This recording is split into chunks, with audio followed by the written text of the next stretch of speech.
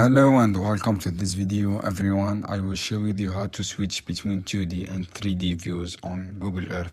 So guys, this is easy steps you can do. Just open Google Earth on your device, laptop, and after that guys you see the screen. As you can see here guys, I have 3D option here. What you can do guys, just click zoom on your mouse and little zoom little bit and choose the place you want to zoom. For example, I want to zoom for this place on Italia, and zoom little bit and zoom little bit.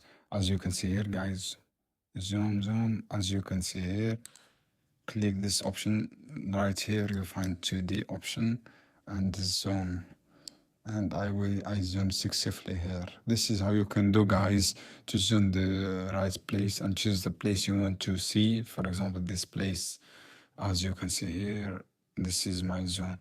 So guys, I hope this video helpful for you. Then don't forget to subscribe and give like and share this video for more content.